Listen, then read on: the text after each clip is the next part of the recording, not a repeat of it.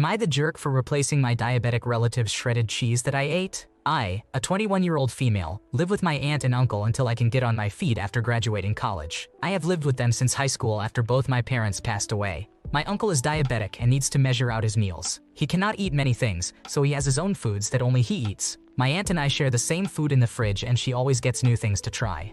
Last night, I was making macaroni and cheese. It was really just random pasta with some different cheeses in the fridge, and grabbed some shredded cheese to use. Halfway through adding it, my aunt says that it is my uncle's shredded cheese that he started using for meal prep. I did not finish the bag, but I took enough where it would probably not add up to enough ounces for his meals. We do not have the best relationship. He has anger issues and attributes it to work. I do not have a job and rely on them for groceries, but I do help around the house and babysit my younger niece. I decided to replenish the shredded cheese to avoid any arguments about someone touching his food. I searched around in my room for any spare change or dollars I could find and went to the grocery store to buy another bag of cheese. When I got back, he was home and asked where I went. I told him I accidentally used some of his cheese and I bought an extra bag. He then starts yelling at me for eating his cheese. He said that he only has limited things he can eat. He asked why I ate the one thing he has to flavor his meals. He said that I am trying to play martyr by buying more cheese when I have nothing to spend. I told him I am just making up for my mistake, and he says to stop playing the hero and that I should not have done anything or told him anything. He says if I could buy my own cheese, then I should buy my own food instead of eating theirs. My aunt assured me he did not mean what he said, but that I should have just waited for her to replace the cheese instead of calling attention to yourself.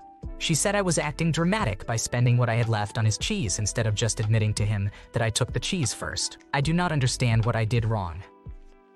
You did nothing wrong here by replacing the cheese, but it's clear that this living situation with your uncle isn't working out. Despite popular belief, diabetics can eat a variety of foods as long as they balance them properly. It sounds like your uncle is overreacting and adding unnecessary stress, which isn't good for his blood sugar. Maybe consider listening to your aunt's advice and not making a big deal out of it next time. Would I be the asshole if I cut my parents off financially for disrespecting my partner in our relationship? My partner, who is a 30-year-old male, and I, a 30-year-old male, work and live overseas away from both our parents. We have been together for over 8 years and are married. For the last couple of years, I have been financially supporting my parents. I send money back to cover all their bills and utilities. This includes the internet, gas, water, electricity, home insurance, which range between $600 and $900 per month. I also cover the mortgage, which is approximately $650 per month, and send $250 extra to help them with groceries or other discretionary spending. Both my parents are retired, so they also receive government pension payments. This brings me to a recent argument I had when my father sent me an invoice for his car registration, as well as a utilities bill, and told me to pay it. A day or two after that, I called home to chat with my family, and during that call,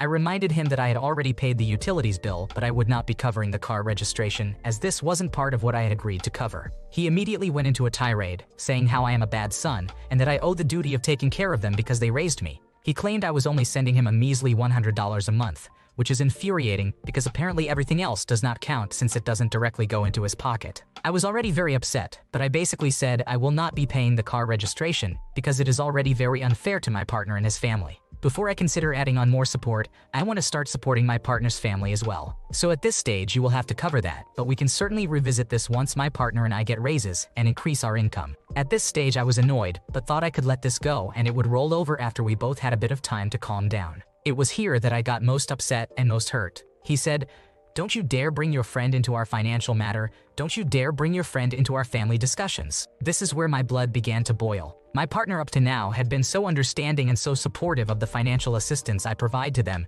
even skewing away from his own family. I tried to remain calm and replied, "You can't say that. P and I live together and my money is his money, just as much as his money is my money." Dad responded, "Don't bring your friend into this. Your friend has no say in how we as a family spend our money." He then added, "You know what? If spending $500 for my car registration once a year is going to get in the way of your luxury lifestyle, then you don't need to support us at all. We will take care of ourselves. I don't need your measly $100 a month."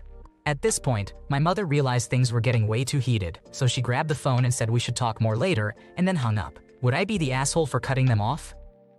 If he wants to be homophobic or in denial or whatever, he can. But you don't have to tolerate it. Cut him off for a few months and let him learn a little appreciation. Tell him your father doesn't want his money. Would I be the jerk for refusing to leave my dog with a stranger for 3 weeks to go on vacation? I am currently having a disagreement with my wife about leaving my dog with her uncle while we go on vacation. This started when my therapist suggested that sitting home alone all the time was not helping me. I have PTSD and anxiety from being an ER psych nurse. My therapist recommended that I should get a dog. I had never had a dog before, so I decided to try it. My first attempt did not go well because the puppy had a birth defect and died after a month, which devastated me. My wife convinced me to try again, and I got Sadie, my Newfoundland puppy. This dog has been life-changing and better than any antidepressant I have ever had. My blood pressure is down. I lost weight. I do not have nightmares anymore since she wakes me up if I have one. I train her. I walk her twice a day. We go to group classes for dog training once a week. I brush her. I take her out to the park. She is amazing and the sweetest animal I have ever seen. I can go out in public with her without feeling like I am about to be attacked by something. My therapist suggested training her as a service dog since I qualify for one if she is this helpful. I am doing that, but she is not fully trained yet as she is only a year and a half old. I was going to go on vacation, and my sister was going to watch the dog for me since my wife wanted some time just the two of us without the dog. I was okay with this when my sister was going to be at our house, but my sister's husband got transferred to another state, and now they cannot watch her. My wife suggested I leave Sadie with her uncle, who has a Newfoundland and a fenced-in yard. I cannot do it. The amount of anxiety I have over something happening to her is insane. She is the perfect dog right now, and I am terrified something is going to happen, and I will lose her and have to go back to what life was like before I got her. I was miserable. No amount of medication helped me. No amount of exercise or eating right made any difference. It was soul-crushing, and now that I am better, I would do anything to never feel like that again. I know it sounds insane, but I had totally given up on ever feeling like a normal person again. Then I got Sadie, and suddenly I felt like I was myself again. I cannot even begin to tell you how much of a difference having Sadie has made in my life. My wife insists everything would be fine, and that I am being unreasonable for not wanting to leave the dog alone to go on a vacation. She understands and says she will not force the issue if I really have a problem with it. I feel guilty for picking a dog over a vacation with my wife. I told her to give me some more time and let me finish Sadie's service dog training, but she wants me to go on this vacation just the two of us. I am horribly uncomfortable leaving Sadie with someone I have never met in a place I have never been. So would I be the asshole for refusing to go? There are no jerks here, OP.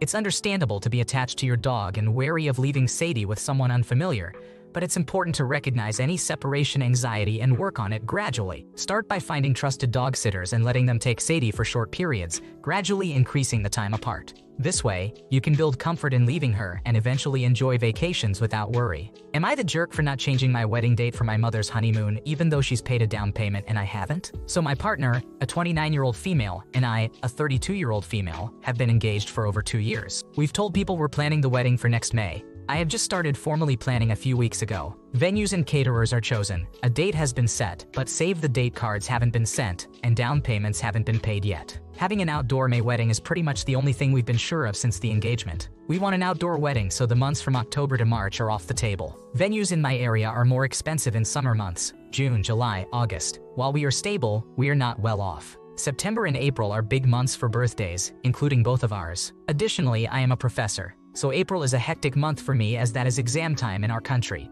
and I'm typically grading until the wee hours of the night. So that left us with May. It turns out my mother, who is in her 60s, and her new husband, who is also in his 60s, will be honeymooning all of next May. My mother and I have a fine relationship but are not particularly close. I have definitely told her we were planning for May, but she obviously doesn't remember. My mother has put a payment down on her honeymoon. I only found out about her honeymoon this weekend.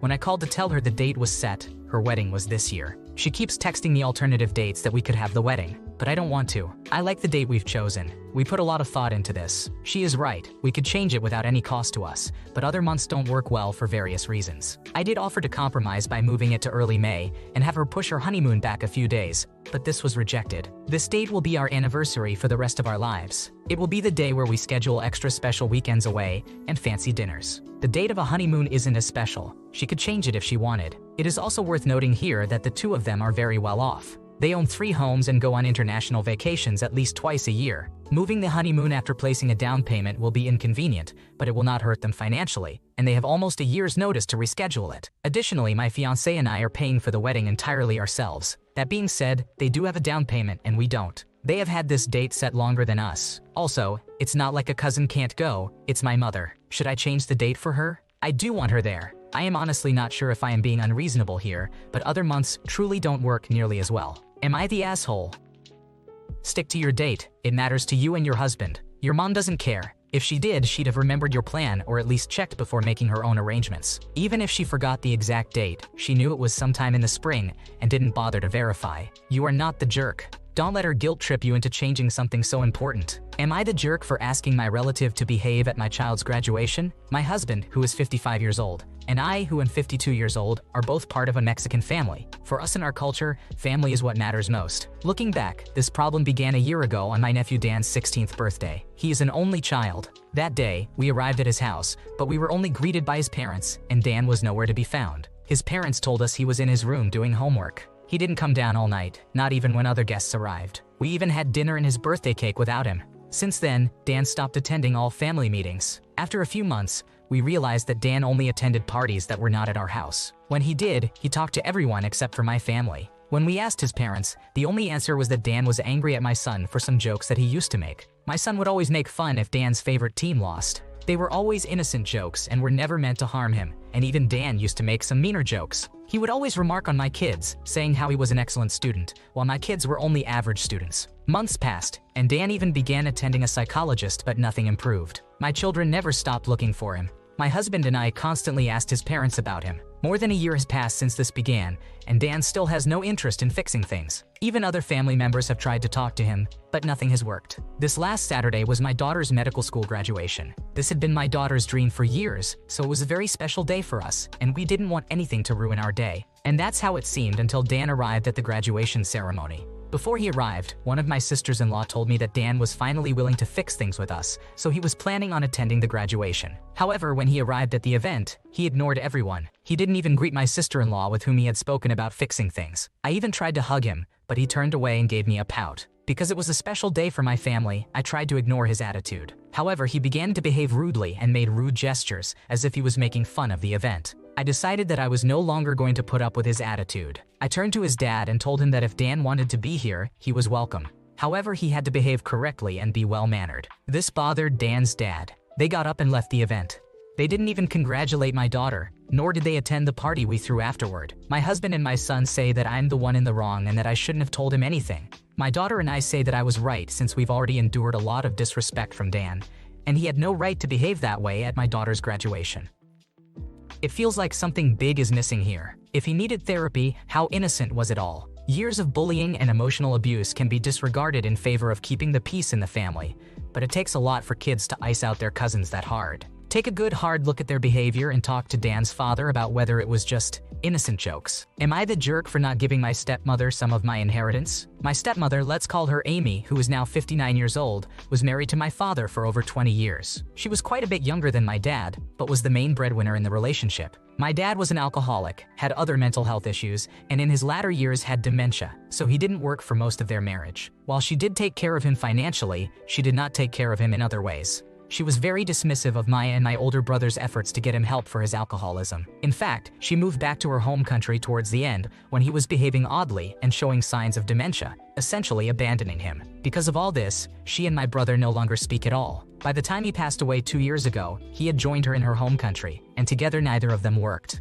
By this point, they had spent all the money that he had saved up early in his career when he was a high earner, as well as most of what she made in her high six-figure job. They were just sloppy with money. They did not know how to budget. They blew a ton on dinners out. They stayed in fancy hotels when traveling. They spent insane amounts of money on alcohol due to his disease. They did pay for my and my brother's college tuition and housing expenses early on in their marriage, although that was stipulated as part of my parents' divorce settlement. In the last few years of his life, it became clear that they had spent all their money, and their retirement plan was basically to wait until my grandfather died, and then live off of my dad's share of that inheritance, which was about $350,000. Unfortunately for her, my dad passed a few months before his father, so she received nothing. Also, because he barely worked in the 20 years that he was married to her, and she is not an American citizen, my mom, who was also married to my dad for 20 years, is receiving more of his Social Security benefits than she is. She now finds herself destitute somehow and is apparently at risk of losing her mother's home in her home country that she inherited when she passed.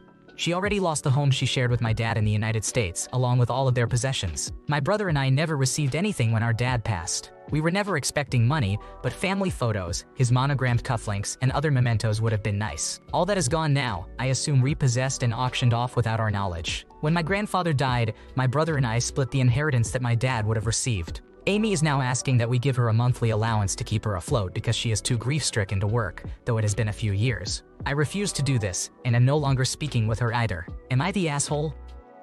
In my opinion, you have done nothing wrong here. If Amy is back in her home country, she must have some sort of support system there. Politely tell her that your grandfather wanted this inheritance for you and your brother, and wish her well. It's important to honor his wishes and plan for your own future. Thanks for watching. When you subscribe, make sure to hit the bell to turn on notifications so you never miss a video. To finish listening to all the stories, check out the playlist in the description.